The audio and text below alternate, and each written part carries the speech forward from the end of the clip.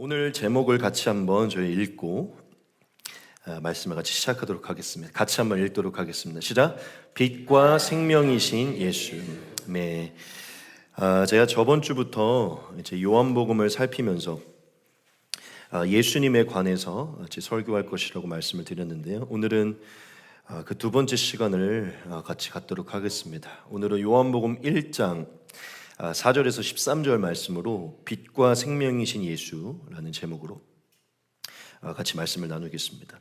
아주 짧게 저희가 저번 주 말씀을 짧게만 요약하고 오늘은 저번 주 말씀에 이어지는 요한의 기록을 저희가 보면서 예수님을 볼 것이기 때문에 앞의 내용을 잠깐만 저희가 복습하겠습니다. 우리가 저번 주에 무엇을 나누었습니까? 저번 주에 태초부터 계신 말씀이신 예수님에 관해서 같이 나누었습니다.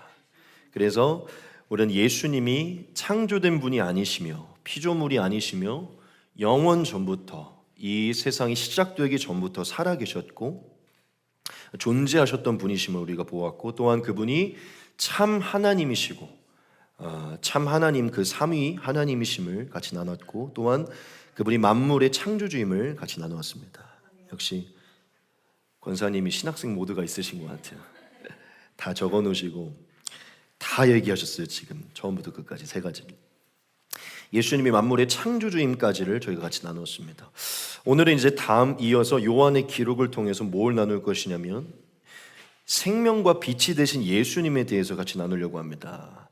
우리가 요한복음을 4절부터 말씀을 살펴보면요, 요한이 예수님을 뭐라고 표현하냐면 생명이다라고 그렇게 표현합니다. 그리고 또한 예수님을 뭐라고 표현을 하냐면 빛이라 이렇게 표현을 합니다.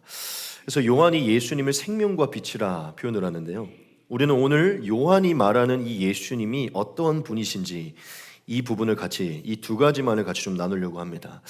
이 두 가지를 좀 구체적으로 나누기 이전에 먼저 제가 언급할 부분이 있고 우리가 먼저 알아야 할 부분이 있는데, 그게 무엇이냐면 여러분, 이 생명과 빛은요 사실 나눠져 있는 것이 아니라 사실 하나라는 것입니다.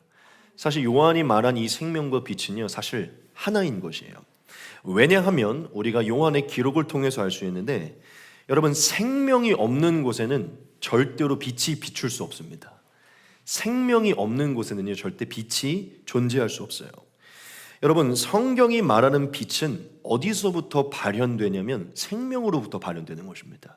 근데 그것은 저희가 조금만 생각을 해봐도요 모든 부분에 적용이 됩니다. 생명이 있는 곳에서부터 빛이 시작되는 것이에요. 우리가 요한의 말씀을 증거를 같이 보겠습니다.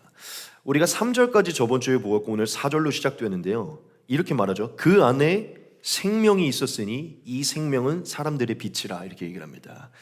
이 앞전의 내용을 보면 그 안이라고 하는 그 그는요 말씀을 말합니다. 즉 바로 예수님을 말하죠. 즉 예수님 안에 생명이 있었는데 그 생명 안에는 또한 빛이 있었다라고 이렇게 얘기를 합니다. 무엇을 말하는 것입니까? 바로 생명이 빛이고 빛은 생명으로부터 존재한다는 것이죠. 우리가 예수님을 생명이신 빛이신 예수님으로 이해할 때 가장 먼저 해야 하는 것은 생명과 빛은 이미 하나라는 것입니다. 그것은 하나라는 것이죠. 다시 한번 강조합니다. 생명이 없는 곳에 빛이 있을 수 없고 빛이 있는 곳에 반드시 생명이 있는 것입니다. 하지만 우리가 이것도 중요하지만 요한이 말하고자 하는 생명과 그 빛이 무엇인지 이 두 가지를 좀 구체적으로 알아야 됩니다. 요한은 지금 예수님을 생명이라 빛이라 말하는데, 우리가 예수님을 생명이라 말하고 빛이라 말할 때 그게 대체 어떠한 개념인가, 우리가 이것을 성경으로 같이 깊게 살펴봐야 됩니다. 오늘 이 설교가 저와 여러분들에게 저는 큰 유익이 될 거라고 생각하고, 우리가 오래 예수님을 믿었지만 우리가 믿는 예수님의 그 존귀가 위엄에 그 아름다움이 우리가 훨씬 더 크게 매료될 것이라고 저는 믿습니다. 그래서 오늘 이 설교를 통해서 생명과 빛이신 예수님이 대체 어떠한 분이고 우리에게 무엇을 가져다 주었는가, 이것을 같이 함께 나누도록 하겠습니다. 우리가 두 가지를 나눌 것인데요, 첫 번째는 바로 이것입니다. 생명에 관한 것부터 같이 나누겠습니다. 우리 같이 한번 읽도록 하겠습니다. 하나 둘 셋. 예수님은 생명이시다. 아멘. 여러분, 요한이 4절부터의 말씀을 시작하면서 예수님을 뭐라고 얘기를 했죠? 생명이라고 말했습니다. 우리가 빛을 잠깐 내려놓고 생명의 포커스를 다시 한번 둡시다. 그 안에 생명이 있었으니 이 생명은 사람들의 빛이라. 즉 그 안에 생명이 있었다고 말을 합니다. 여러분 제가 아까 뭐라고 말씀드렸죠? 이 그 안에 할 때 그 그는요 바로 말씀을 뜻하는데, 우리가 저번 주에 말씀을 뭐라고 배웠죠? 바로 예수님 자체라고 말했습니다. 즉 말씀이신 예수 안에 뭐가 있었냐면 생명, life, 생명이 있었다는 것입니다. 이것은 요한이 뭘 증거하는 것이냐면 예수님, 2000년 전에 육신의 몸을 입고 오신 그 예수님이 바로 생명 그 자체라는 것입니다. 생명 그 자체가 바로 예수님이라는 것이죠. 영원 전부터 생명의 존재, 생명 근원이신 존재가 살아계셨는데 그분이 바로 예수님이시라는 것입니다. 여러분, 우리는 지금 성경의 진리를 통하여서 모든 만물이 한 분을 통해서 나왔다는 것을 믿고 있어요. 그렇죠? 여러분, 근데 모든 만물이 창조되고 그 안에 생명이 있으려면요 어디서부터 출발이 돼야 되냐면 생명을 가진 존재에서부터 출발이 돼야 됩니다. 믿으십니까? 여러분, 남자와 여자가 아이를 창조하고 낳잖아요. 남자와 여자 안에 생명이 있기 때문에 아이가 창조되는 것입니다. 믿으십니까? 생명을 가진 두 사람이 연합되었을 때, 사랑을 나눌 때 생명이 창조되는 것이에요. 죽은 사람들이 연합되어서 생명을 창조할 수 없습니다. 생명을 가진 자들이 생명을 창조하는 것이죠. 이 모든 만물에 지금 생명과 생기가 있는데 이 생기가 있는 만물이 시작되기 이전에 생명이 존재했다는 것이에요. 믿으십니까? 즉 하나님이 천지를 창조하셨을 때 생명이신 하나님의 그 생명으로 천지를 창조했다는 것입니다. 결국 하나님 안에 있는 그 생명이 모든 만물을 만들었고 모든 만물을 살아있게 했다는 것이에요. 그래서 우리가 하나님을 뭐라고 부르죠? 가끔 이렇게 부릅니다. 생명의 근원이다. 생명의 근원이다라고 얘기를 해요. 루트, 소스라 그러죠. 근원을. 생명의 근원이라고 말을 해요. 왜냐하면 모든 살아있는 생명, 그 모든 생명체는 생명이신 한 분 하나님으로부터 나왔기 때문이죠. 믿으십니까? 자, 그런데 중요한 게 무엇입니까? 성경이 하나님이 누구라고 얘기를 합니까? 오늘 요한이 하나님이 누구라고 얘기를 하죠? 바로 예수 그리스도라고 얘기를 하죠. 하나님이 생명의 근원이신데 그 영원전부터 살아계셨던 하나님이 누구라고요? 예수님이라는 거예요. 그 말은 곧 영원전부터 살아계셨던 예수님이 바로 모든 만물의 생명을 불어넣은 생명의 근원이시라는 것입니다. 지금 요한이 저와 여러분들에게 말하는 건 예수님은 단순히 만물의 창조자가 아니라 모든 생명의 근원이시라는 거예요. 모든 살아있고 숨쉬고 존재하는 모든 것은 생명의 근원이신 예수님으로부터 창조됐다는 것이죠. 예수님이 하나님이시고 모든 것의 시작이기 때문입니다. 요한은 그 안에 생명이 있었다는 말씀을 통해서 예수님 안에만 생명이 있었다라는 것을 말하는 것입니다. 요한이 저와 여러분들에게 강조하고 싶은 것은요, 예수님이 생명 그 자체이며 유일한 생명, 모든 것의 시작이고 근원이심을 말하는 것입니다. 모든 생명이 그분께 있다는 것을 말하는 것이죠. 여러분, 우리가 이 중요한 기록을 깨달으면요, 이 한 가지, 너무 중요한 이 한 가지를 깨달을 수 있어요. 모든 생명의 근원이 시작이 예수님으로부터 나왔다면 우리는 이것을 깨달을 수 있어요. 그게 뭔지 아십니까? 모든 피조물은 예수님을 떠나서는요 어디서도 생명을 얻을 수 없다는 것입니다. 모든 생명이 예수님으로부터 나왔기 때문에 예수님을 떠나서는 그 어디에서도 생명을 얻을 수 없다는 것이에요. 즉 이렇게 표현할 수 있죠. 반대로 표현하면 예수님과 끊어지면 생명에서 끊어진다는 것입니다. 예수님에게서 끊어질 때, 즉 하나님에게서 끊어질 때 모든 만물은 생명이 끊어진다는 것이에요. 왜냐? 예수님이 모든 생명의 근원이시기 때문이죠. 여러분, 우리가 예수님을 생명으로 이해하고 있는데 예수님이 가진 생명을 우리가 무엇이라고 표현할 수 있을까요? 예수님이 가지신 생명을 무엇이라고 우리가 말을 할 수 있을까요? 우리가 자주 쓰는 단어인데요, 우리는 예수님의 생명을 이렇게 표현할 수 있습니다. 그게 뭐냐면 영원한 생명입니다. 영원한 생명. 믿으십니까? 예수님은 유일하고 영원히 살아계신 분이시죠. 그래서 영어로 뭐라고 하죠? Eternal life라 이렇게 얘기를 하죠. 영원한 생명이다. 여러분, 예수님이 가지고 계신 생명은요 영원한 생명입니다. 왜냐? 예수님만 영원하시기 때문이죠. 여러분, 사람도 동물도 다 생명을 갖고 있는데 그들에게 영원한 생명이 있나요? 그렇지 않아요. 예수님께만 영원한 생명이 있습니다. 여러분, 예수님이 가지신 생명은 영원한 생명이고 한 번도 그분에게는 이 영원한 생명이 떠난 적이 없어요. 모든 만물이 시작되기 이전에 예수님 안에는 eternal life, 영원한 생명이 있었는데, 자, 영원한 생명을 가지신 예수님이 모든 만물을 창조했고 모든 목적을 가지고 만물을 창조를 하셨어요. 자, 그러면 예수님이, 하나님이 만물을 창조하실 때 어떠한 목적을 가지고 만물을 창조하셨을까요? 당연하죠. 영원한 생명이신 하나님이 영원한 사랑으로 만물을 창조했다면 목적은 한 가지입니다. 모든 만물이 영원히 존재하며 영원히 하나님과 함께 살기 위해 만물을 지으신 거예요. 하나님이 만물에 생명을 주실 때 주시고자 한 그 생명은 영원한 생명이라는 것입니다. 믿으십니까? 하나님은 인간을 사랑하셔서 이 피조물과 함께 인간과 영원히 함께 교제하며 연합하며 함께 살고 하나님과 사랑을 주고받는 존재로 인간을 창조하신 것입니다. 인간이 영원히 존재하는 존재로, 하나님처럼 영원히 살며 영원한 생명을 가진 존재로 하나님이 창조했다는 것이에요. 지금 제가 여러분들에게 말하는 게 이해가 되십니까? 하나님은 목적을 가지고 만물을 창조했다는 거예요. 그분이 영원한 분이시기 때문에, 영원을 좋아하는 분이시기 때문에 하나님은 영원한 목적을 가지고 영원한 생명을 두시려 만물을 창조했다는 것이죠. 여러분, 우리가 하나님을 한 번만 다시 생각을 해봅시다. 제가 청소년 아이들에게 이해를 시키기 위해 이런 비유를 많이 사용하는데, 여러분, 어떤 대상이 어떠한 대상을 사랑하고 사랑을 누리려고 창조를 하는데 결국 썩어지고 없어질 존재라면 뭐하러 창조를 하겠어요? 그렇죠? 어차피 없어질 존재를 뭐하러 창조하겠냐는 거예요. 어차피 없어질 존재를 왜 그토록 사랑하고 왜 그토록 그리워하고 왜 그토록 함께 하려고 하는 겁니까? 어차피 없어질 건데.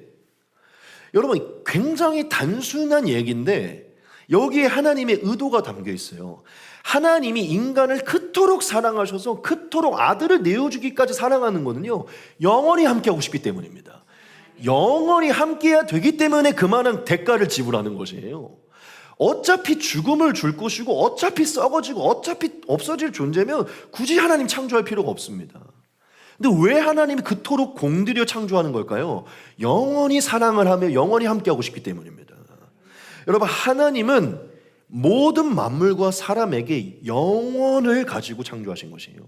그분이 영원한 생명이기 때문에 너는 한 80살, 70살, 그냥 100살 정도만까지 살다가 없어지는 존재로 만들고 내가 그 안에서만 너를 사랑할게라고 만든 게 아니라는 것입니다. 내가 너를 창조할 때는 너를 영원한 계획을 가지고 영원히 사랑하려고 너를 창조한 거야 라고 우리를 창조했다는 것이죠. 그래서 성경의 첫 장에 보면 하나님이 아담과 하와가 뭘 할 수 있도록 만드셨죠? 영생할 수 있도록 만드신 거예요. 믿으십니까? 창세기의 첫 장에 뭐가 등장하냐면 생명나무 영생이 등장합니다. 아담과 하와가 하나님께 불순종하지 않고 그분이 하나님께서 주신 자유의지 안에 하나님께 순종했다면요, 아담과 하와는 영생을 누릴 수 있었어요. 믿으십니까? 이건 하나님이 처음부터 인간을 죽음이 있는, 처음부터 필연적으로 죽는 존재로 창조하지 않았다는 것을 증명하는 것이에요. 이건 어린 아이도 믿을 수 있는 진리입니다. 여러분, 성경은 하나님이 처음부터 인간을 영원한 하나님의 사랑을 받는, 하나님을 닮은 영원한 존재로 창조하기를 계획했다라고 분명하게 얘기를 하고 있어요. 우리가 이 부분을 이해하지 못하면요, 사실 예수님의 복음이 그렇게까지 이해가 되지 않습니다. 아니, 뭐 단순히 돈 많이 벌게 해주고 병 치유해주고 성공하게 해주려고 아들을 내어주나? 어차피 죽는데. 여러분, 단순히 돈 많이 벌게 하고 병 고쳐주고 삶을 성공시켜주고 좀 나아지게 하는 이 정도는요, 사실 예수님 안 믿고 열심히 살아도 가능한 일이에요. 왜 하나님이 독생자 예수로 오셔가지고 이만한 대가를 지불하면서까지 우리를 구원해야 되는 겁니까? 돈, 건강, 성공? 아니에요. 영원히 살아야 되기 때문입니다. 영원히 살아야 되기, 그만한 대가, 그만한 가치가 있기 때문에 대가를 지불하는 거예요. 그래서 교회는 영원한 것을 가르쳐야 됩니다. 영생을 꿈꿔야 되는 거죠. 믿으십니까? 당연히 교회에서 돈의 회복과 건강의 회복과 삶의 회복이 중요하겠지만 그게 코어가 아니라는 것이에요. 창세기의 첫 장은요, 영생을 잃어버린 인간을 얘기하고 있어요. 왜 이렇게 길어지는지 모르겠네. 우리 봉부 형제님 때문에 그런가요? 지금 여기서 이렇게 얘기하면 안 되는데 왜 이렇게 길어지는지 모르겠네. 여러분, 하나님이 세상을 창조했을 때 가지셨던 목적은 제발 기억하시죠. 영원입니다. 영원히 존재하는 것입니다. 할렐루야.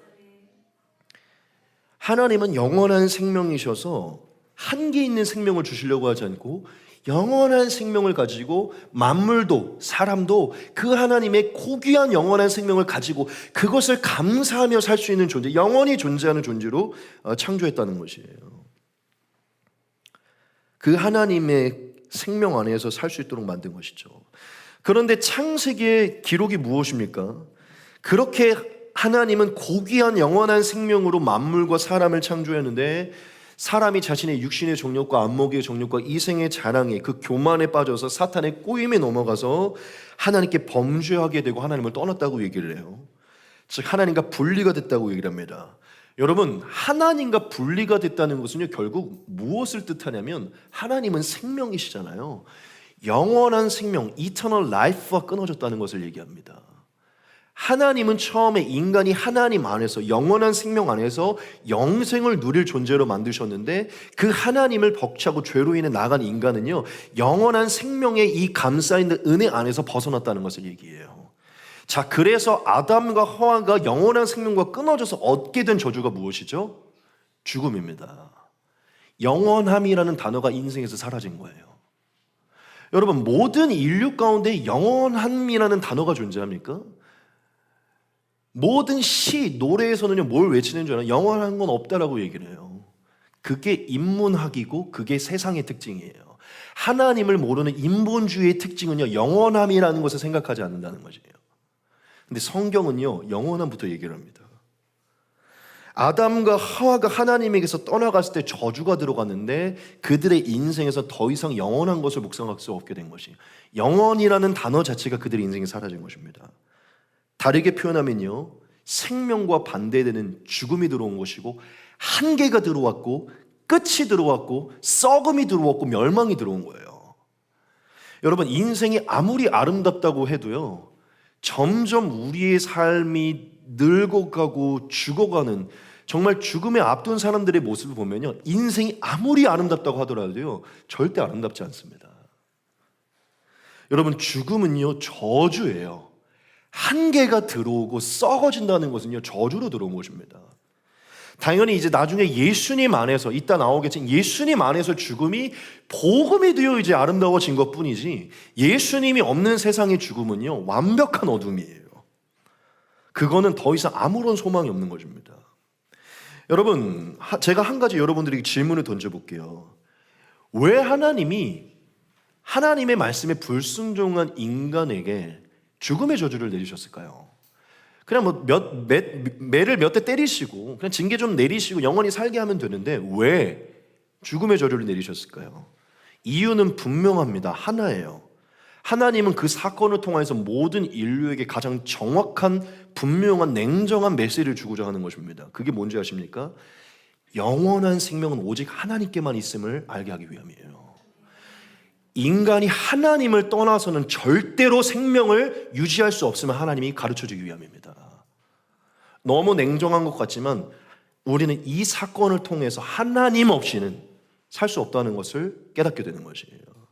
하나님에게서 떠나갈 때, 하나님을 대적할 때, 하나님에게서 끊어질 때 인간은 어떠한 생명도 스스로 유지할 수 없는 존재임을 하나님 가르쳐 주시는 것입니다.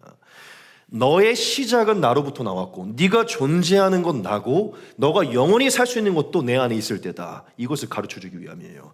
나를 반역하고 교만하여져서 내 말씀을 어길 때 영원함이라는 것은 너의 삶에 존재하지 않게 될 것이다. 이것을 말하는 것입니다. 사실 아담과 하와에게만 이것을 말한 게 아닙니다. 온 인류에게 경고를 내리신 거예요. 하나님을 떠나서는 그 어디에서도 생명을 얻을 수 없다는 것입니다. 즉 결국 사람은 죄로 인해서 저주에 놓이게 되었고, 사람만 저주에 놓인 게 아니라 모든 만물, 우리가 지금 보고 있는 모든 광명체들, 모든 풀, 동물, 모든 것이 다 저주에 놓이게 됐어요. 여러분, 나중에 예수님 다시 오시게 되면 우리가 흔히 알고 있는 천국, 새 하늘과 새 땅이 다시 펼쳐집니다. 다시 이 물리적인 천국이 펼쳐질 거라고 계시록에 써 있어요. 그러니까 지금 우리가 보고 있는 물리적인 세상이 하나님이 만드신 것입니다. 물리적인 게 나쁜 게 아니고 우리가 막 유령처럼 떠다니는 게 아니라 예수님이 오시면 예수님의 모습처럼 우리가 부활하고 새롭게 변질되지 않은, 죄로 오염되지 않은 하늘과 땅이 펼쳐질 것이고, 예수님을 믿어 구원받은 장자들의 모임이 거기서 펼쳐져 진짜 하나님이 처음 계획한 영원한 생명의 영원한 나라가 거기서 펼쳐질 거예요. 믿으십니까? 여러분, 하나님이 처음 만물을 창조하셨을 때 가지고 계셨던 계획은 모든 만물도 영원히 존재하는 것입니다. 그런데 성경의 기록을 통해 보십시오. 모든 만물이요, 예수님 다시 오실 때 불에 다 녹아져서요, 다 없어질 거라고 얘기를 해요. 모든 피조물도 다 멸망에 놓이고 심판에 놓인 것입니다. 즉 아담의 죄로 인하여서 사람에게 죽음이 들어오고 만물의 생명이 끊어져 저주가 들어온 것입니다. 이것은 결국 죄의 대가인 것이에요. 그래서 모든 인간은 무엇을 깨닫게 됐죠? 하나님을 떠나서는 영원히 살 수 없고, 모든 만물은 하나님을 떠나서는 절대 어디에서 생명을 유지할 수 없다는 것을 깨닫게 된 것입니다.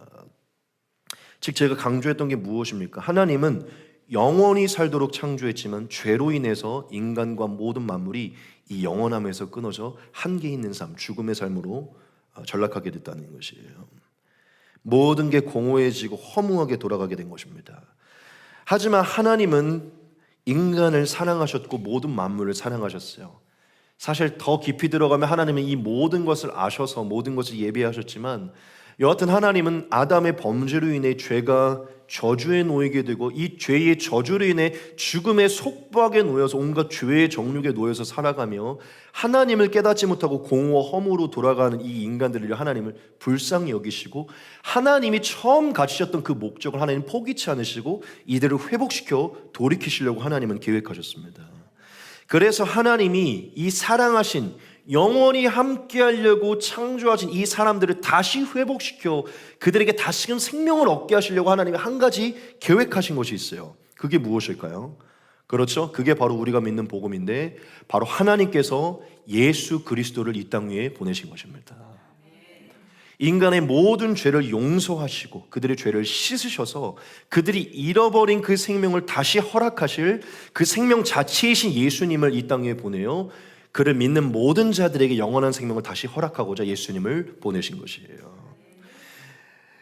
여러분, 하나님이 인간을 너무나 사랑하시고 포기치 않고 하나님이 처음 가졌던 그 뜻을 포기치 않으려고 영원한 생명이신 그 예수님 자체를 이 땅에 보내신 것인데, 여기서 우리가 예수님이 오신 그 중요한 이유를 명확하게 깨달아야 됩니다. 여러분, 예수님이 2000년 전에 베들레헴에 이 땅에 오신 가장 궁극적인 이유는요, 그분이 바로 우리에게 생명을 주고자 한 것입니다.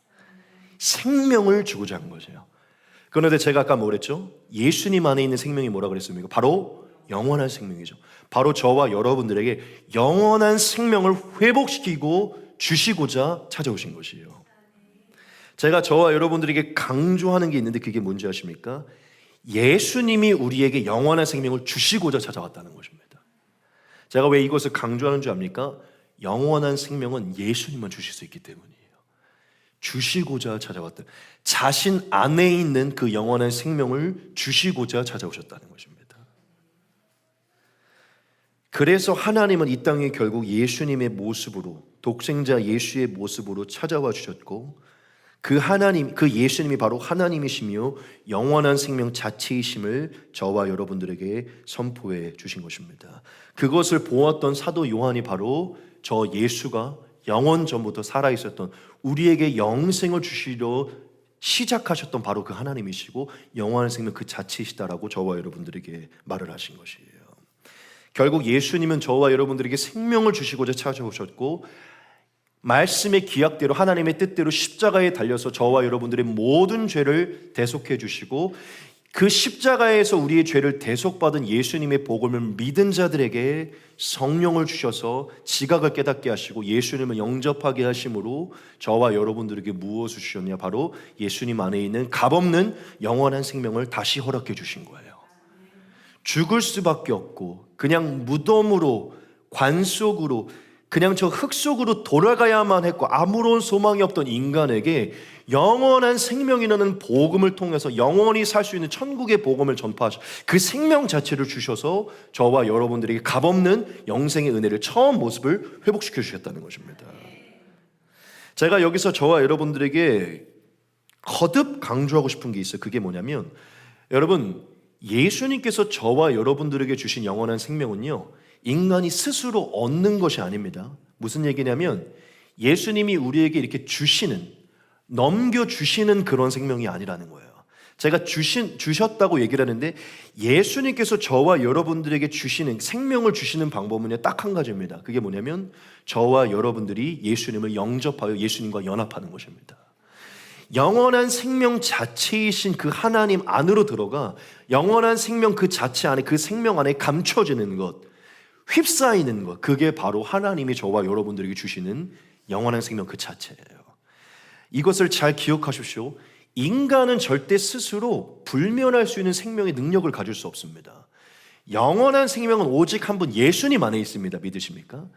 예수님의 생명, 즉 예수님과 커넥트, 연결이 될 때 영원한 생명을 얻는다는 것이에요. 예수님과 끊어진 상태로 생명을 얻는 게 아니라는 것입니다. 하나님이 저와 여러분들에게 생명을 주시는 방법은 영원한 생명이신 그 자체를 우리 안에 영접하고 우리가 그분을 모셔드리고 우리가 예수님 안에, 예수님이 우리 안에 거해 우리가 이 영원한 생명 그 자체이신 예수님 안에 연합될 때 저와 여러분들 안에 영생이 주어진다는 것입니다. 제가 지금 강조하는 게 무엇인지 이해해 주시죠? 예수님을 떠나서 스스로 영원히 살 수 있는 생명을 얻을 수 있는 사람은 없다는 거예요. 영원한 생명 오직 예수님 안에 있기 때문입니다. 결국 예수님을 영접하고 예수님을 받아들이고 예수님을 따르지 않을 때요, 아무리 교회를 다녀도 영생을 얻을 수 없다는 것이에요. 영생은 예수님 안에서 얻는 것입니다. 믿으십니까? 결국 그토록 하나님을 떠났고 그토록 하나님을 대적했고 그토록 하나님께 범죄하고 그토록 자신의 죄악대로 살아갔던 모든 인간이요, 십자가에 달리신 영원한 생명 그 자체로 오신 예수님을 믿고 그걸 받아들일 때 그분 안에 거하게 됐고요, 모든 죄가 씻겨지고 죽음의 심판에서 건진받으며 값없는 영원한 생명을 그냥 값없이 거저받는 것입니다. 하나님은 오랫동안 기다리시고 태초에 잃어버린 그 영원한 생명을 주시려고 영원한 생명, 그냥 그 생명 자체이신 예수님을 이 땅 위에 보내주신 거예요. 그냥 생명 그 자체이신 예수님을 보내주심으로 그 생명을 받아들여라, 그 생명을 먹고 마셔라, 그 생명 안에 거하라라고 저와 여러분들에게 말씀하셨다는 것이죠. 믿으십니까? 그래서 예수님이 저와 여러분들에게 찾아오셔서 매일 하셨던 말씀이 뭔지 아십니까? 나를 믿고 나를 영접하라, 나를 먹고 마시라, 내 안에 거하라 라고 말씀하신 거예요. 나를 믿고 영생을 누려라, 그냥 영생을 가지라라고 말하지 않고 예수님 안에 거하여 그 영생을 누리라고 말씀하신다는 것이죠. 예수님 안에 그분과 연합할 때 영생을 얻을 수 있기 때문입니다. 예수님이 살아계실 때 이 땅 위에서 저와 여러분들에게 자신이 바로 생명이다라는 말씀을 많이 했습니다. 같이 한번 보겠습니다. 나사로의 사건 가운데서 예수님이 이렇게 말씀하셨습니다. 예수께서 이르시되 나는 부활이요 생명이니 나를 믿는 자는 죽어도 살겠고, 이렇게 말씀하십니다. 예수님은 스스로를 생명이라고 표현하십니다. 요한복음 14장입니다. 예수께서 이르시되 내가 곧 길이요 진리요 생명이니 나로 말미암지 않고는 아버지께로 올 자가 없느니라. 아멘. 예수님 스스로가 자신을 생명이라고 말씀을 하십니다. 또한 예수님의 제자들이 예수님에 관하여서 기록한 말씀을 보면요, 예수님이 바로 이 땅 위에 오신 영원전부터 살아있던 영생 그 자체라고 얘기를 합니다. 요한 1서에 보면 아주 멋진 말씀들이 두 가지가 있는데 같이 한번 보겠습니다. 태초부터 있는 생명의 말씀에 관하여는 우리가 들은 바요 눈으로 본 바요 자세히 보고 우리의 손으로 만진 바라. 이 생명이 나타내신 바 된지라. 이 영원한 생명을 우리가 보았고 증언하여 너희에게 전하노니 이는 아버지와 함께 계시다가 우리에게 나타내신 바 된 이시니라. 네. 제가 정말 좋아하는 구절입니다. 사도 요한이 얘기합니다. 태초부터 있었던 그 말씀, 그 영원한 생명 자체를 우리가 보았고 그분을 직접 만졌다. 그 생명 자체가 우리에게 나타나신 바 됐다, 이렇게 얘기를 해요. 그 영원한 생명 자체가 육신이 되어서 이 땅에 나타나셨다는, 그게 누구죠? 예수님이에요. 모든 만물과 모든 인간의 근원이신 그분이 나타나셨다는 거예요. 믿으십니까? 엄청난 사건인 것이죠. 또 하나만 보겠습니다. 또 아는 것은 하나님의 아들이 이르러 우리에게 지각을 주사 우리로 참된 자를 알게 하신 것과 또한 우리가 참된 자 그의 아들 예수 그리스도 안에 있는 것이니 그는 참 하나님이시요 영생이시라. 아멘. 요한이 말합니다. 그는 하나님이시고 영생 그 자체다. 영생은 영원한 생명의 줄임말입니다. 그리고 예수님이 스스로 살아계실 때 매일 선포하셨던 게 무엇이죠? 예수님 안에서 영생을 누리라. 나는 너희에게 영생을 줄 것이다 라고 말씀한 거예요. 우리 한 가지의 말씀만 보겠습니다. 모세가 광야에서 뱀을 든 것 같이 인자도 들려야 하리니 이는 그를 믿는 자마다 영생을 얻게 하려 하심이니라. 하나님이 세상을 이처럼 사랑하사 독생자를 주셨으니 이는 그를 믿는 자마다 멸망하지 않고 영생을 얻게 하려 하십니다. 아들을 믿는 자에게는 영생이 있고 아들에게 순종하지 아니하는 자에게는 영생을 보지 못하고 도리어 하나님의 진노가 그 위에 머물러 있느니라. 아멘. 여러분, 예수님은 시종일관 말씀하십니다. 내 안에서 너희가 구해야 될 것은 영생이다. 나는 바로 생명이기 때문이다. 여러분, 다시 한번 언급할게요. 예수님을 믿어 삶이 회복되는 거 너무나 중요합니다. 예수님을 믿어 이 땅 위에서 우리가 이루는 거 중요하죠. 하나님 그거 하실 수 있는데, 여러분, 이 땅 위에서 모든 성공을 누렸는데 예수님과 연합하지 않아서 영원히 살지 못한다면 그게 무슨 소용이 있습니까? 이 땅 위에서 조금 가난하고 십자가를 지고 고난받고 살았지만 영원한 상급과 영원한 생명을 누린다면 무엇이 더 영광스럽겠습니까? 예수님은 한 번도 이 땅 위에서의 영광을 위해 예수님을 믿으라는 얘기를 한 적이 없어요. 영원한 생명, 나로부터 시작된 이 모든 생명을 너희가 얻기 원하느냐? 내 복음을 받아들이고 죄 씻음의 용서를 받아들이고 내 안에 거하라. 나를 영접하라. 내 안에 있는 생명을 너희에게 주노라. 예수님은 그 영생 하나를 바라보며 이 길을 따르라고 말씀하는 거예요. 여러분, 사도 바울의 모든 신학의 초점이 뭔지 아십니까? 영원한 생명입니다. 사도 바울이 이 땅 위에서 그 어떠한 영광을 누리지 않고 이 땅의 어떠한 향락과 방탕도 누리지 않으면서 오직 하나님만을 바라보며 나아갈 수 있는 유일한 근거가 뭔지 아십니까? 영생 때문이에요. 영원한 생명을 믿기 때문입니다. 믿으십니까? 여러분, 크리스찬들이 영원한 내세의 천국의 영생에 관한 영광에 매료되지 않으면요 절대로 예수님을 온전히 믿을 수 없습니다. 왜냐? 예수님은 시종일관 말하는 게 영생이기 때문이죠. 여러분, 천국을 말하는 것과 영생을 말하는 것을 광신도적으로 여긴다면요 여러분의 신앙은 지금 잘못된 것이에요. 여러분, 교회에서 너무 인문학적이고 인본주의적이고 인간적인 것만을 계속 언급하면요 그 교회가 잘못된 것입니다. 만약 천국과 영생을 언급하신 것이 광신도적이라면 예수님이 제일 광신도적인 거예요. 예수님이 제일 많이 언급한 게 천국과 지옥과 영생입니다. 여러분, 예수님이 전파한 복음을 그대로 전파하셔야 돼요. 예수님이 전파한 복음을 믿는 것입니다. 믿으십니까? 저와 여러분들이 교회를 다니는 것은 영생과 천국이요 심판과 지옥에서 건진받기 위함입니다. 여러분, 미지근한 신앙을 갖는 것은요 지금 저와 여러분들이 어떠한 지옥에서 건진받았는지를 잃어버리고 있기 때문이에요. 제발 오늘 저녁에 집에 돌아가서 하나님께 지옥을 한 번만 보여달라고 기도를 해보십시오. 여러분, 지금 저와 여러분들의 신앙이 달라질걸요. 진짜 지옥을 믿는다면, 거기서 건진받은 은혜를 믿는다면 우리의 신앙이 달라질 거라는 거예요. 여러분, 하나님이 저와 여러분들에게 예수님을 보내신 것은요 가장 궁극적인 이유는 한 가지입니다. 영원한 생명을 주시기 위함이에요. 아담의 죄로 인해 가장 비극적으로 잃어버린 영생의 복음을 회복시키기 위해서 예수님을 보내신 것입니다. 오늘 사도 요한이 저와 여러분들에게 예수님이 누구라고 표현합니까? 이 복음을 시작하면서 가장 먼저 무엇을 얘기합니까? 그는 생명이시다. 그분 안에 생명이 있다. 왜 요한이 저와 여러분들에게 그분은 말씀이시고 생명이시다 이것부터 시작할까요?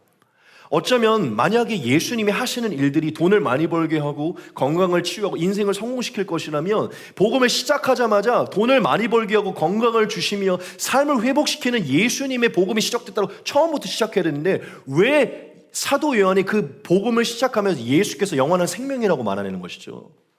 저와 여러분들이 예수님 안에서 궁극적으로 바라봐야 될 것이 생명이기 때문입니다.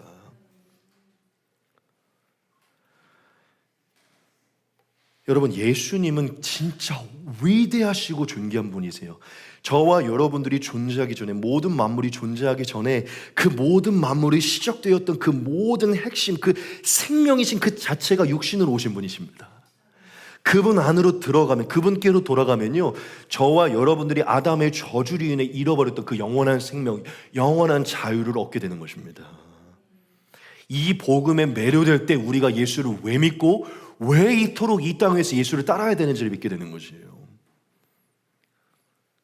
예수님은 십자가 위에서 우리의 죽을 생명을 교체시켜 주신 거예요. 영원한 생명이신 그분이 오히려 죄를 짊어졌고 죽을 수밖에 없는 죄인이 오히려 그 영원한 생명을 얻게 된 것입니다.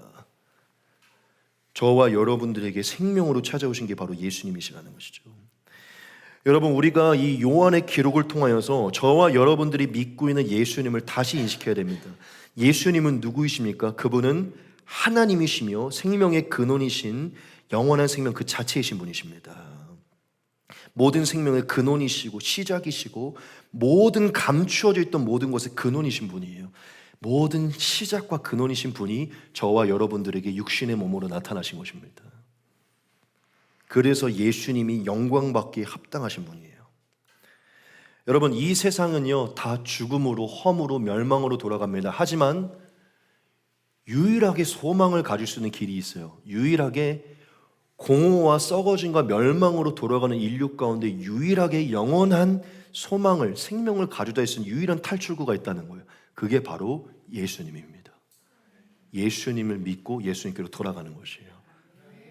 예수님께로 돌아갈 때만 영원히 살 수 있습니다. 모든 만물이 예수님 안에서 다시 창조될 것이에요. 믿으십니까? 마지막 날 예수님이 다시 오실 때 모든 만물이 새롭게 창조될 것이라고요. 모든 만물도 영원한 생명을 얻게 될 것입니다. 거기에 우리는 예수님과 함께 부활의 육체로 영원한 생명으로 회복되게 될 것이에요. 믿으십니까? 왜 이렇게 아멘이 적어요, 여러분? 너무 처음 듣는 얘기입니까? 여러분, 오늘 이 첫 번째 대지에서 기억하시다. 예수님이 얼마나 존귀한 분이신가. 태초부터 계셨던 하나님 그 말씀, 그 생명 그 자체, 이 다 이해할 수 있는 그 신비 자체가 육신으로 오신 분이 바로 예수님이시라는 것이죠. 그분을 믿고 받아들일 때 우리의 어떠한 공로가 없이 우리는 영원한 생명을 얻을 수 있습니다. 여러분, 예수님을 떠나서 어떠한 육체도 영원한 생명을 얻을 수 없음을 다시 인식하기를 소망합니다. 여러분, 교회를 다니는 게 중요한 게 아니라 성경을 읽는 게 중요한 게 아니라 예수님을 믿고 영접하고 예수님을 따르는 게 중요한 것입니다. 예수님을 발견하셔야 돼요. 오늘 만약 이 말씀을 듣고 예수님을 새롭게 보고 새롭게 발견한 분이 있다면 오늘 꼭 이 자리에서 예수님을 영접하시기 소망합니다. 예수님을 여러분의 왕으로, 주인으로 모셔드리십시오. 그래야 저와 여러분들 안에 생명이 있는 것입니다. 우리가 이 말씀 하나만 보고 이것은 넘어가겠습니다. 예수님이 요한복음에 이 말씀을 하셨습니다. 내 안에 거하라, 나도 너희 안에 거하리라. 가지가 포도나무 위에 붙어 있지 아니하면 스스로 열매를 맺을 수 없음 같이 너희도 내 안에 있지 아니하면 그러하리라. 나는 포도나무요 너희는 가지라. 그가 내 안에 내가 그 안에 거하면 사람이 열매를 많이 맺나니 나를 떠나서는 너희가 아무것도 할 수 없습니다. 사람이 내 안에 거하지 아니하면 가지처럼 밖에 버려져 마르나니 사람이 그것을 모아다가 불에 던져 사르느니라. 너희가 내 안에 거하고 내 말이 너희 안에 거하면 무엇이든지 원하는 대로 구하라. 그리하면 이루리라. 아멘. 예수님이 말씀합니다. 내가 바로 생명 그 자체이기 때문에 너희가 나와 접붙임되어 내 안에 거할 때 너희 안에 생명이 머물게 되는 것이고 너희 안에 생명의 열매가 맺히게 되는 것이다.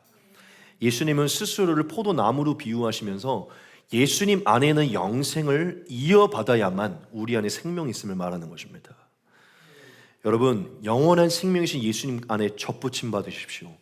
온전한 생명이신 예수님께 접붙임 받으십시오. 여러분 안에 신비한 새로운 생명이 시작됩니다. 거듭난 생명, 영원한 생명이 시작됩니다. 그러면 신비의 열매가 맺혀지기 시작해요. 믿으십니까?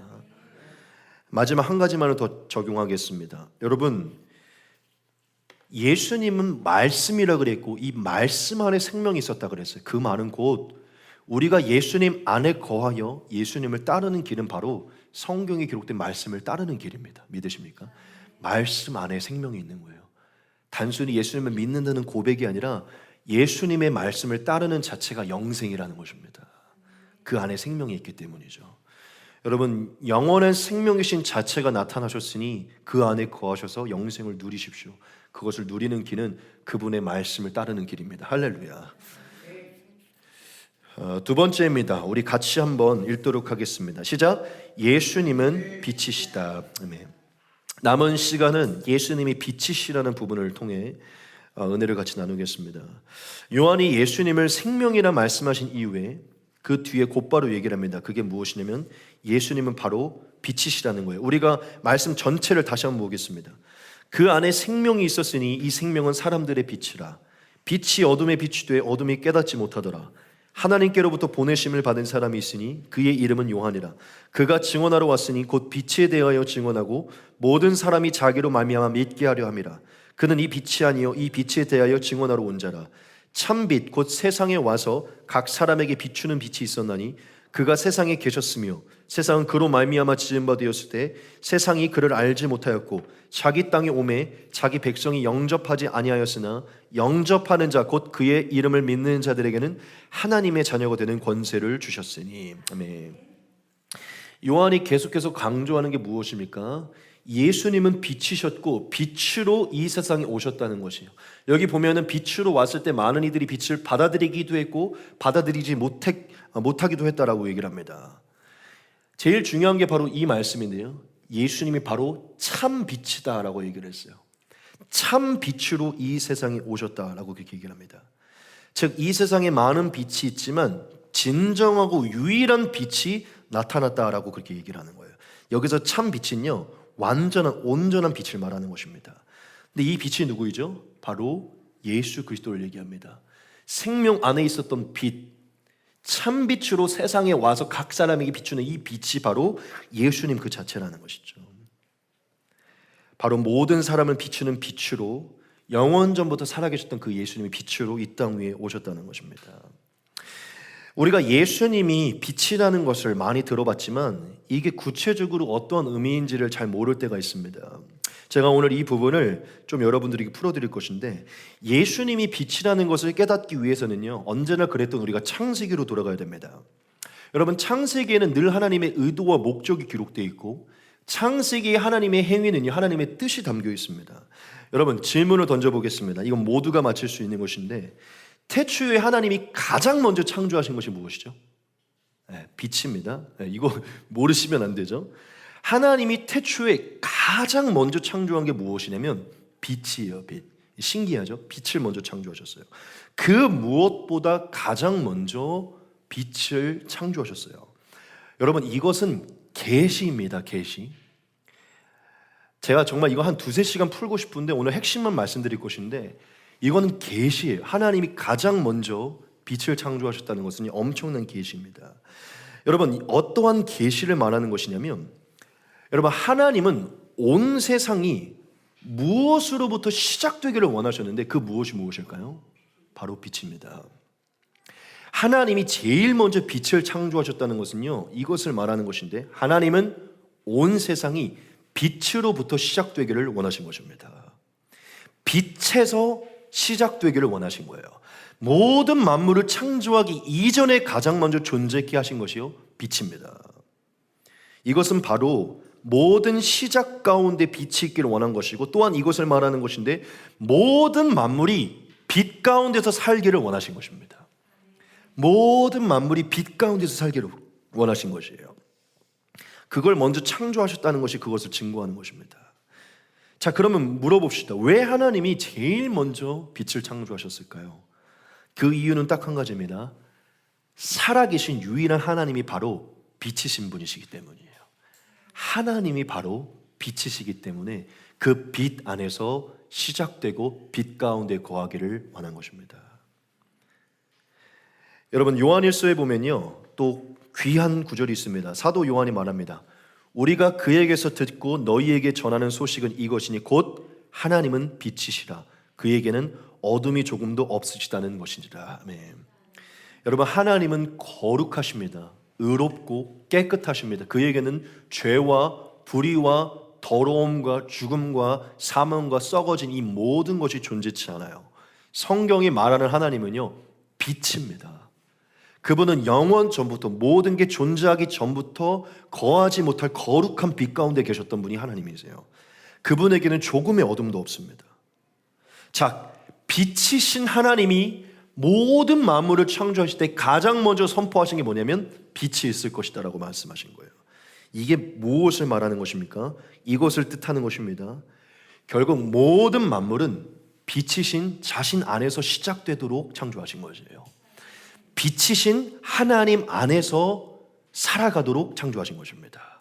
믿으십니까? 귀 있는 자는 들을 줄 믿습니다. 처음에 빛을 창조한 것은요, 빛이신 하나님 안에서 시작되고 빛이신 하나님 안에서 모든 만물이 존재하기를 하나님이 말씀한 것입니다. 여기서 아주 중요한, 저와 여러분들이 정말 깊게 깨달아야 되는 이것을 말씀드릴 것인데 진짜 중요한 부분입니다. 여러분, 하나님이 태초에 처음 창조하신 빛은요, 우리가 흔히 보고 있는 광명체의 빛이 아닙니다. 이 광명체의 빛을 창조한 게 아니라는 것이에요. 지금 우리가 보고 있는 해와 달과 별은요, 하나님이 넷째 날 창조하셨어요. 하나님이 첫째 날 창조하신 빛은 이 물리적인 광명체의 빛을 말하지 않습니다. 그럼 무엇을 말할까요? 바로 하나님 자체에서부터 나오는 그 빛을 말하는 것입니다. 이게 이후에 이제 예수님 안에서 이어지는 것인데 그걸 이후에 풀어드릴게요. 빛이신 하나님의 그 존재에서 발현되는 그 빛이 세상 가운데 있기를 하나님 선포한 것입니다. 여러분, 광명체적인 빛은요, 하나님이 넷째 날 창조하는 것입니다. 하나님은 이 빛을 통해 하나님의 존재, 하나님의 통치, 하나님의 발현을 선포하신 거예요. 모든 만물의 시작과 모든 중심에 하나님의 빛이 있다는 것입니다. 그리고 여기서 또한 중요한 것이 있어요. 창세기에 하나님이 빛을 창조하셨다는 부분이 중요한 게 있습니다. 여러분, 하나님이 빛을 비추셨을 때, 처음에 모든 만물을 짓기 전에 빛을 창조하셨을 때요, 만물에 관한 기록이 있습니다. 하나님이 어디에 빛을 창조하셨죠? 핵심적으로 말하면 하나님은 어둠 가운데 빛을 창조하셨어요. 하나님이 처음 빛이 있으라 말씀했을 때요, 하나님은 어둠 가운데 빛을 창조하셨다는 거예요. 여러분, 성경에 보십시오. 이렇게 기록되어 있습니다. 태초에 하나님이 천지를 창조하시니라. 땅이 혼돈하고 공허하며 흑암이 깊음 위에 있고 하나님의 영은 수면 위에 운행하시니라. 하나님이 이르시되 빛이 있으라 하시니 빛이 있었고 빛이 하나님이 보시기에 좋았더라. 하나님이 빛과 어둠을 나누사, 이렇게 말씀하십니다. 하나님이 뭐에 빛을 창조했다고 말씀하냐면 혼돈과 공허와 흑암 가운데 빛을 창조했다고 말씀을 하십니다. 여러분, 이게 뭘 말하는 줄 아십니까? 이건 모든 것이 다 계시입니다. 하나님은 창세기 1장에서부터 앞으로의 인류의 모든 것을 계시한 건데, 혼돈과 공허와 흑암은요, 앞으로 하나님을 떠나는 인류를 대표하는 것입니다. 무슨 얘기냐면 하나님의 빛이 비추어지지 않을 때 모든 인류에게는요, 공허와 흑암과 혼돈이 존재하게 된다는 것이에요. 하나님의 빛이 없는 세상 만물 가운데는요, 혼돈과 공허와 흑암이 존재한다는 거예요. 하지만 하나님의 빛이 비추어질 때 질서가 이루어지고 아름다움이 이루어지며 충만함이 이루어진다는 것을 하나님이 선포하는 것입니다. 혼돈과 공허와 어둠 가운데 있었던 이 우주 가운데 하나님은요, 빛을 비추시며 질서를 형성하시고 아름다움을 창조하시고 충만함을 창조하십니다. 믿으십니까? 이거는 결국 하나님의 빛이 떠나갈 때, 하나님의 빛이 없을 때 온 세상은요, 혼돈스럽고 무질서하며 공허와 흑암에 놓인다는 것을 말하는 것이에요. 여러분, 하나님은 이 창세기의 이 계시적인 이 첫 장의 가장 앞선 기록을 통해서요, 뭘 얘기하셨냐? 하나님은 빛이시라는 것입니다. 하나님의 빛에서 모든 게 시작됐다는 것이에요. 그리고 하나님은 모든 만물이 빛 가운데 거하기를 원하셨다는 것입니다.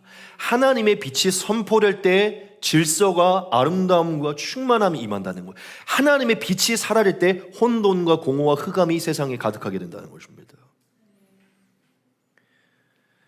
여러분, 하나님은 이 첫 장, 이 빛을 창조하면서 이것을 계시하시고 또한 사실 이 만물을 창조하면서 이 모든 것을 계시해 주셨어요. 제가 여러분들에게 아주 심플한 예를 하나 드리겠습니다. 여러분, 우리가 조금 옛날로 한번 돌아가 봅시다. 전기도 없고 모든 게 없을 때로 돌아가 볼까요? 하나님이 태양과 달을 창조해 주셨는데, 여러분, 인간이 옛날에 전기가 없을 때는요, 해가 지면 인간이 뭐를 합니까? 다 자게 됩니다. 하나님은 모든 만물 가운데 이 빛의 역할에 대해서 계시를 해놓으셨어요. 가장 대표적으로 태양이죠.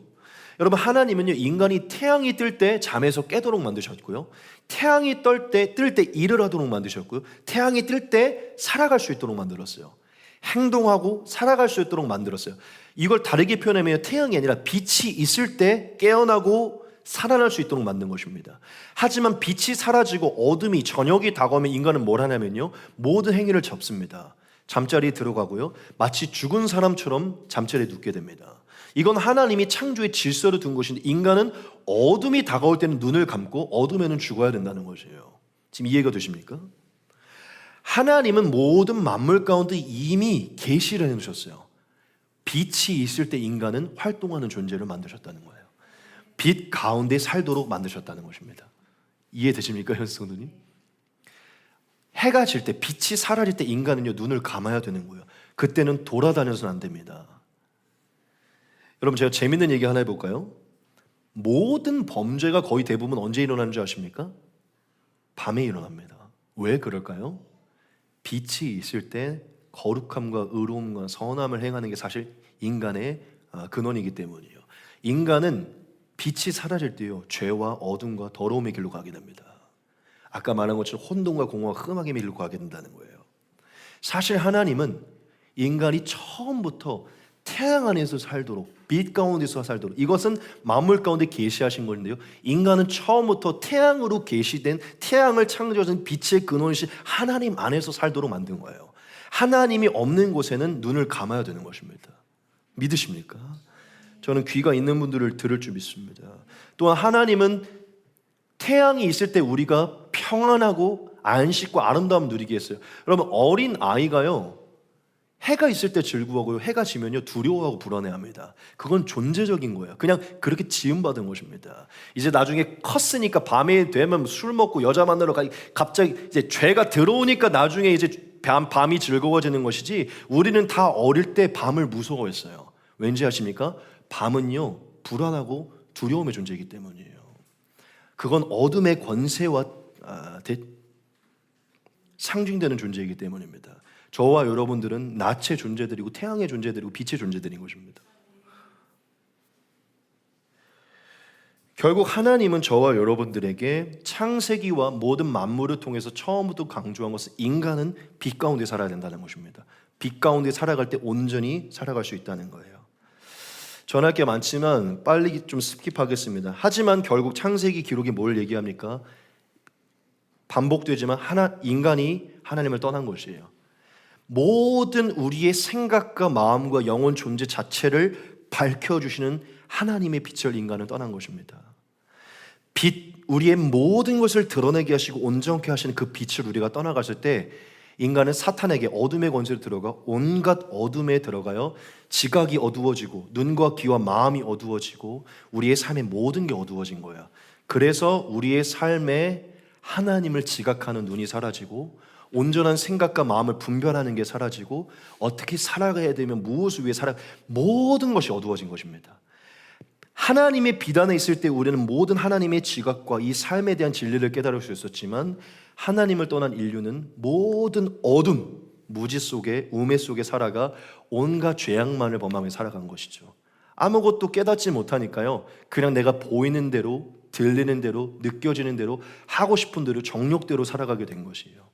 죄와 방탕과 향락과 술과 이성과 도박과 미움과 살인과 폭력과 마약과 여러 가지 간음과 음란과 거짓과 수많은 그냥 내 안에서 일어나는 대로 그냥 살아가는 것이죠. 어떻게 가야 되는지 그 명확한 빛으로 그 길을 모르니까요, 자기가 원하는 대로 살아가게 된 것입니다.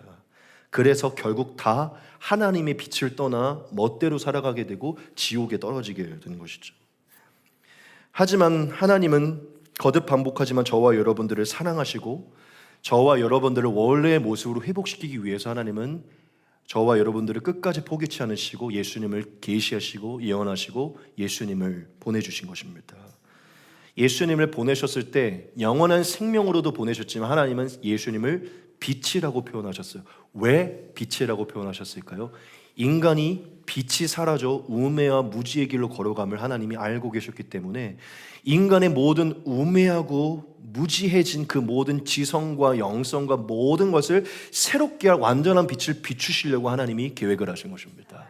그 누구도 거부할 수 없고 부인할 수 없는 완벽한 빛을 비추시기로 계획하셔서 그냥 빛 자체이신 예수님을 이 땅에 보내신 것이에요. 믿으십니까? 이 두 가지가 계속해서 같이 가는 것입니다. 영원한 생명 자체이신 그분이 육신의 몸을 입고 오신 것이고, 태초부터 영원 전부터 살아있던 모든 만물의 빛의 근원이신 예수님이 육신의 몸을 입고 오신 것입니다. 예수님의 존재 자체가 빛이시라는 것이에요. 할렐루야.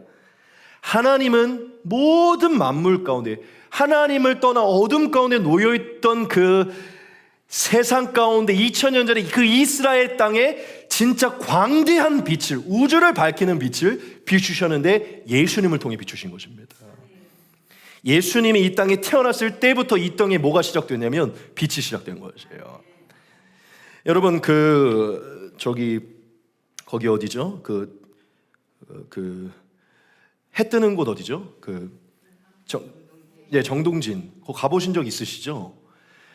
새벽에 기다리면요, 어둠이 조금씩 뜨다가 밝아지다가 해가 완전히 뜰 때요, 언제 그랬냐는데 우주 자체가 밝아집니다. 믿으십니까? 여러분, 그게 바로 지금 복음이에요. 아담으로부터 말라기 선지자가 예언할 때니까 예수님이 오시기 전까지 온 세상은 완전히 새벽 어둠 가운데 있었어요. 예수님이 베들레헴에 태어나는 그 순간부터요, 동트는 것처럼 이 세상의 빛이 밝아지면서 온 세상의 구원의 빛이 비추어진 것입니다. 오늘 지금 저와 여러분들 왜 있는 것입니까? 그 빛이 여기까지 비추어진 거예요. 이스라엘에서 시작된 그 빛이 유럽과 소아시아와 중동, 아프리카 모든 것에 돌아서 지금 저와 여러분까지 온 것입니다. 여기까지 비춘 거예요. 앞으로 이 빛이 중앙아시아까지 넘어갈 것이고, 중동 지역까지 넘어갈 것이고, 이스라엘까지 넘어갈 것입니다. 믿으십니까? 결국 그 빛이 완벽하게 비추어서 세상이 밝게 빛나게 될 것이에요. 그때 마지막이 될 것입니다. 여러분, 하나님은 우리가 빛을 잃어버려서, 빛이신 하나님을 떠나 빛을 잃어버려서 갈 길을 잃어버리고 죄에 빠진다는 것을 아셔서 이들에게 빛이 필요함을 알았어요. 이들을 비춰야 되는 빛이. 그래서 예수님, 하나님이 하신 것이 빛 자체를 보내신 것입니다. 저와 여러분들이 예수님을 마주할 때, 그 거부할 수 없는 빛을 마주할 때 진짜 빛이 무엇인지를 깨달을 수 있기 때문이에요. 여러분, 예수님이 누구이십니까? 저와 여러분들의 삶에 모든 혼돈과 공허와 흑암을 제거하기 위해 오신 참 빛이십니다. 저와 여러분들의 삶의 질서와 아름다움과 충만을 회복시키고자 찾아오신 게 예수님이에요. 제가 너무나 아름다운 이 성경의 신비를 말씀드릴게요. 하나님이 창세기에 혼돈과 공허와 흑암 가운데 빛을 선포하셔서 질서와 아름다움을 창조하셨죠. 이거는 사실 이 수천 년 뒤에 예수님 안에서 새 창조가 될 예수님의 구원을 예표한 것입니다. 우리가 하나님을 떠나 혼돈과 공허와 흑암 속에 살아가 갈 길을 알지 못해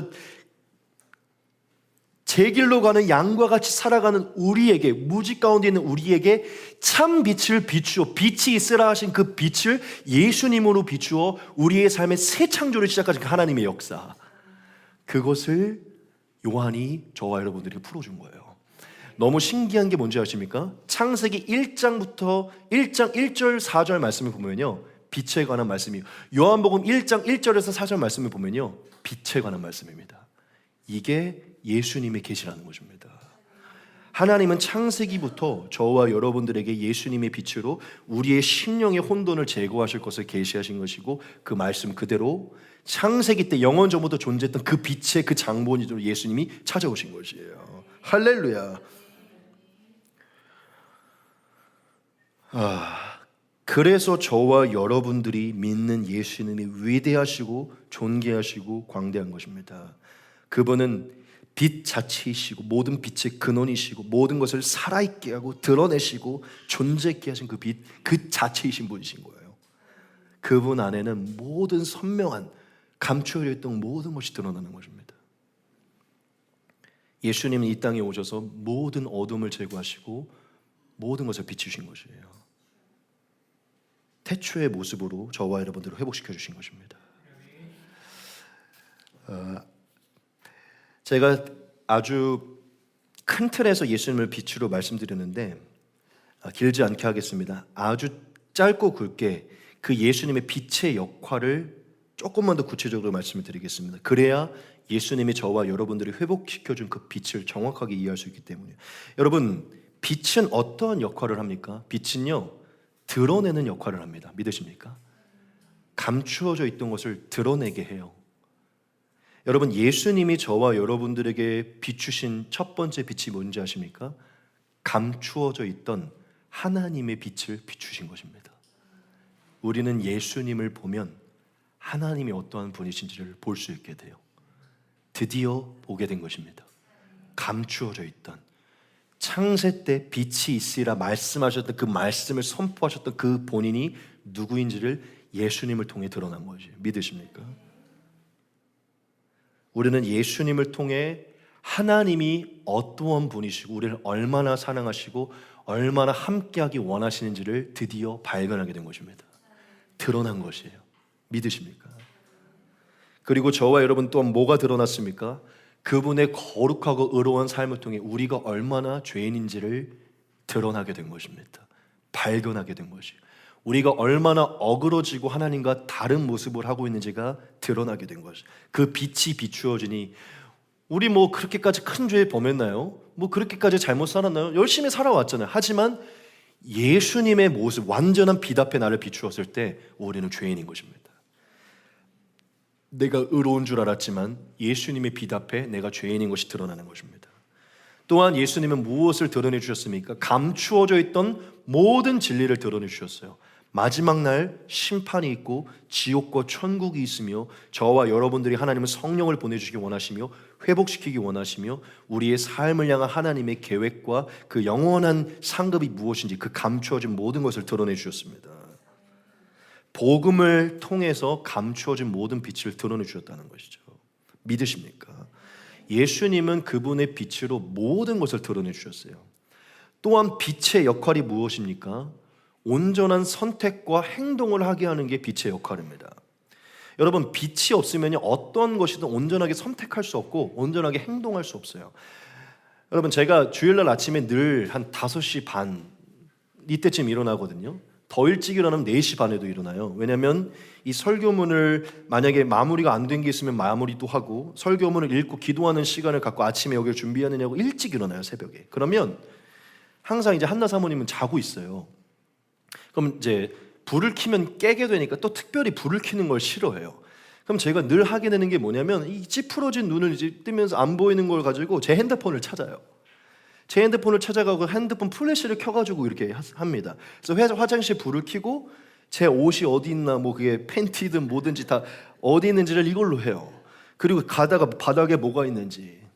아주 단순한 예지만 여러분, 작은 빛이 없으면 작은 선택도 온전하게 할 수가 없고 온전한 행동을 할 수가 없습니다. 여러분, 예수님이 저와 여러분들에게 비추어 주신 빛은요, 옳은 선택과 행위를 할 수 있도록 비추어 주신 빛이에요.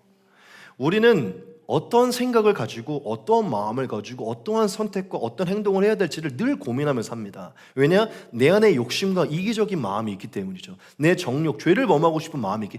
하지만 예수님이라는 삶, 그 완벽한 기준의 빛이 우리에게 비춰졌을 때 우리는 그 빛 앞에, 그 거울 앞에 우리를 비추어서 이러한 상황 속에 이렇게 생각하고 이렇게 해야겠구나, 그 선한 의로운 기준을 선택할 수 있게 되는 것이죠. 여러분, 엊그저께 우리 승원 집사님이 톡방에 뭘 올렸죠? 먼 거리인데 오시기가 힘드실 텐데 제가 데리러 갈까요? 이렇게 올렸잖아요. 만약에 자기 중심적이라면요, 주일날 아침에 일어나서 오는 것도 힘들기 때문에 굳이 데리러 갈 필요 없어요. 그렇죠? 하지만 하나님은 섬기고, 또 승원 씨는 저번 주에 얘기하죠. 지극히 작은 자 한 사람에게 한 것이 나에게 한 것이다. 그 말씀을 갖고 살아가. 그건 예수님의 빛 앞에 생각과 마음을 바꾸신 거잖아요. 자기도 아침에 일어나기 힘들지만 예수님의 말씀에 따라 그 빛을 따라 옳은 선택과 옳은 행위를 하도록 그 톡을 보내신 것이죠. 만약 저희가 오케이 했다면 아침에 데리러 갔을 것입니다. 믿으십니까? 여러분, 예수님은요, 저와 여러분들에게 어떠한 선택과 행동을 할 수 있게 그 빛을 비추어 준 거예요. 매 순간 이걸 선택해야 되나? 이걸 해야 되나? 여길 가야 되나? 이걸 먹어야 되나? 이걸 말아야 되나? 예수님은 그것을 가르쳐 주신다는 것이죠. 믿으십니까?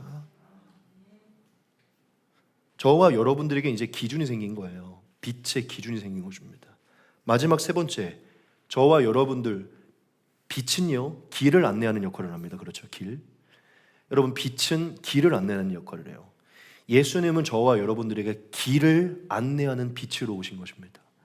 이제 우리는 예수님 안에서 내가 누구이며 무엇을 위해 살아야 되며 어디로 가야 하며 무엇을 바라야 되는지 그 정확한 길을 깨닫게 돼요. 우리는 예수님을 따르는 길을 가야 되는 것입니다. 아버지께로 가는 길을 가야 되는 것입니다. 영생과 천국의 길을 가야 되는 것입니다. 믿으십니까? 예수님은 어디로 가야 될지 몰라서 무엇을 위해 살아야 되는지 모르는 우리에게 정확한 길을 제시해 주신 거예요. 그래서 예수님이 뭐라고 말씀하시죠? 아까도 나왔지만 내가 곧 길이다 라고 얘기하십니다. 예수님은 길을 모르는 우리의 삶에 길을 비추어 주신 빛으로 오신 것입니다.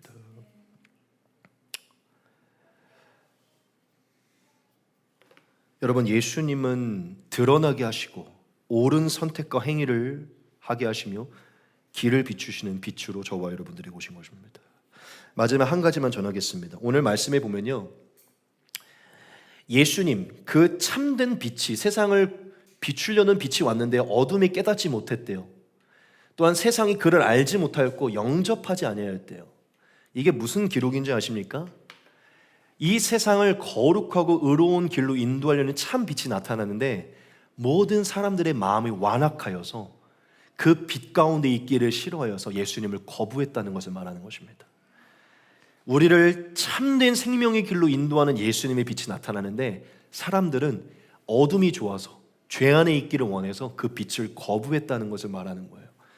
그래서 결국 유대인들 가운데 예수님을 믿지 않았던 수많은 사람들이 있죠. 그들은 예수님을 믿지 않았고 여전히 지옥의 길로 갔습니다. 자, 그런데 요한이 얘기합니다. 영접하지 아니하였어요. 예수님이 세상에 왔는데 다 그로 말미암아 지음 받아야 했는데 다 예수님을 거부했어요. 하지만 영접하는 자, 곧 그 이름을 믿는 자들에게는 하나님의 자녀가 되는 권세를 주셨다라고 얘기를 합니다. 무슨 얘기입니까? 그 빛이 영원 전부터 있었던 그 빛이며 저 빛은 나를 살리는 빛이며 저 빛이 나를 완전하고 옳은 길로 인도하는 것을 믿고 영접하고 받아들인 자에게는요, 구원하는 역사를 허락한다는 것이에요. 믿으십니까? 자, 그렇다면 네 번째, 예수님이 저와 여러분들에게 주시는 빛은 무슨 빛이냐? 구원하는 빛인 것입니다. 구원하는 빛.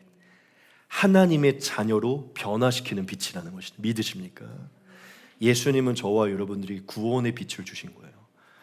우리 봉보 형제님 오늘 처음 빛 가운데로 나오셨는데 예수님을 영접하시고 하나님의 자녀들 거듭나시기 소망합니다.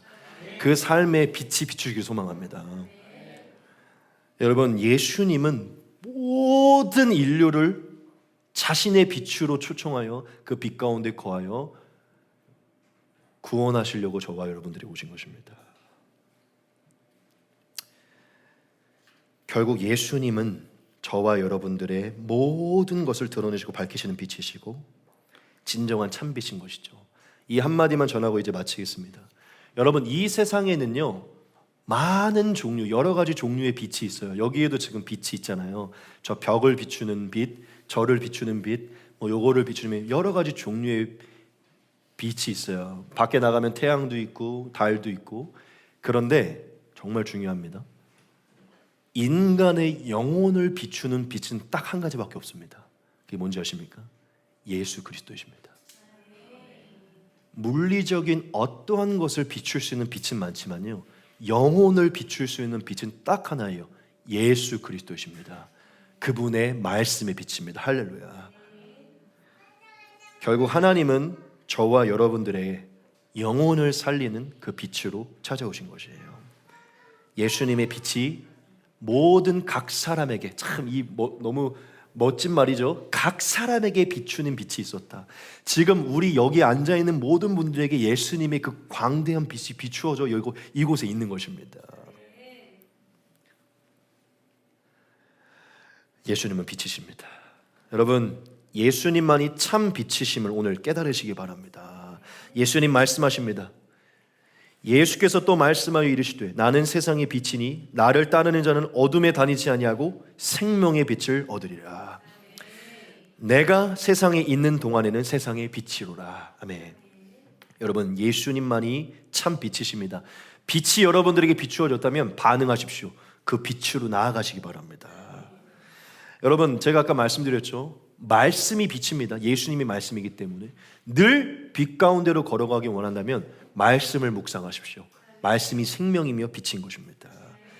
마지막 세 번째로 강조하는 건 여러분들이 그 빛 가운데 거하고 있다면 이제 예수님이 온 세상을 비추었던 것처럼 여러분들도 세상으로 나아가셔서 빛을 비추시기 소망합니다. 다 끝났습니다. 여러분, 너무 수고하셨고요. 결론을 맺겠습니다. 여러분, 오늘 우리가 예수님이 생명이시며 빛이심을 같이 나누었습니다. 우리는 이것을 반드시 기억해야 됩니다. 여러분, 생명과 빛은 하나라는 것입니다. 이 모든 것은 예수님 안에 있다는 것이에요. 예수님이 바로 빛이시며 생명이시기 때문이죠. 그런데 여러분, 마지막으로 강조하고 싶은 것은 항상 생명이 더 우선이라는 것입니다. 생명이 먼저 와야 된다는 거예요. 왜냐? 생명 안에 빛이 있기 때문이죠. 여러분들이 빛 가운데 거하고 빛을 비추기 원한다면 영원한 생명 자체이신 예수님을 먼저 영접하고 그분 안에 거해야 됩니다. 예수님과 연결되지 않고 생명이 없는 자가 절대 빛이 없습니다. 여러분, 우리가 크리스찬으로 살면서 이런 얘기 많이 들어야 돼요. 생기가 넘친다. 얼굴에 빛이 비친다. 왜 그런지 아십니까? 빛의 근원이고 생명의 근원이신 예수님 안에 있기 때문입니다. 우리가 크리스찬으로 사는데 죽어있고 빛이 없다면 딱 하나예요. 빛이 없기 때문이 아니라 생명과 끊어져 있기 때문입니다. 생명이 있을 때 빛이 임하는 것입니다. 믿으십니까? 여러분, 예수님과 연합하십시오. 예수님을 따르시고 그 말씀을 지키십시오. 그러면 자연스럽게 여러분들 안에 말씀의 빛이 거함으로 그 빛이 세상으로 흘러가게 되어 있습니다. 오늘 예수님을 다시 영접하시고 예수님을 따르십시오. 그리고 오늘 이 말씀을 통해 영원한 생명 되시고 참빛 되신 그 예수님을 영원히 찬양하며 따르는 우리가 되기를 소망합니다. 우리 계속해서 하나님이 주시는 말씀을 위해 같이 기도하며 우리 또 다음 주에 나아가겠습니다. 우리 같이 한번 기도하겠습니다.